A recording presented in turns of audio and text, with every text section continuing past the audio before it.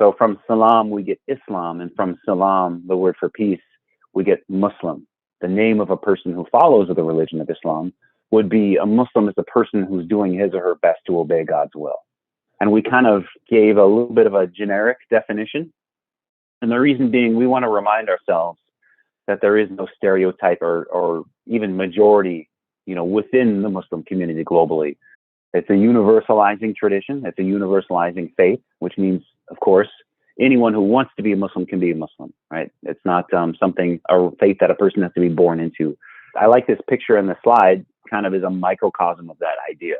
It's a very diverse community globally, right? So right here, you've got on one end, right, this white guy from suburban Minnesota who converts to Islam. You've got my friend in the center is an African-American convert to Islam. And my friend on the right, he was born into a Muslim family in India before he immigrated to the United States. And again, there's no majority within the global body of Muslims, of the 1.8 billion or so. And even if we look at a national or country level, the largest Muslim country in the world today is Indonesia, with about 230 million Muslims, right? And even that is still about 12%, right? So nowhere near a majority within the global Muslim community, right? One of my favorite things to talk about is the history of Islam and the deep roots that Muslims have in this country. So the earliest recorded mention we have of a Muslim in North America is from 1528.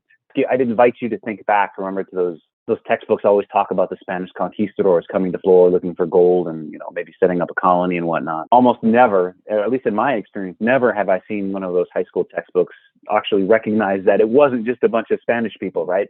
There were others that they brought with them, including a Muslim in 1528. After that period, academics today estimate that up to about a third of the enslaved Africans brought to North America during the slave trade were Muslim when they arrived. Again, we don't have hard numbers on that, of course, but estimates range as high as 1.5 million Muslims who were brought to North America during the slave trade.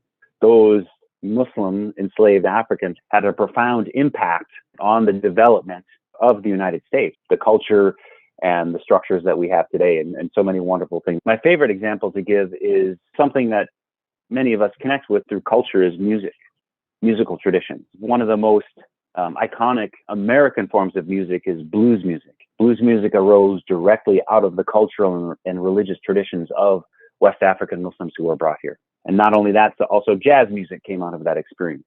And as we know, those musical genres or those musical forms were very quickly appropriated by white musicians who did not credit where they got that from.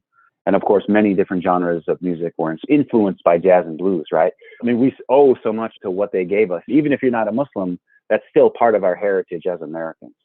Today, roughly about 1% or 4 million or so people in the United States identify as Muslim. And of course, here locally, we have a very rich and diverse Muslim community in Minnesota. We have about maybe 200,000 Muslims in Minnesota now, most of whom are first, second, third generation East African Muslims. It's still a very diverse community of Muslims here. We have Muslims from all over the world, India, Pakistan, Bangladesh, South Asia, Western European Muslims. We have a lot of Bosnian Muslims here, Arabs, Turks. It's a very diverse community here. This is one of my favorite photographs to share with people.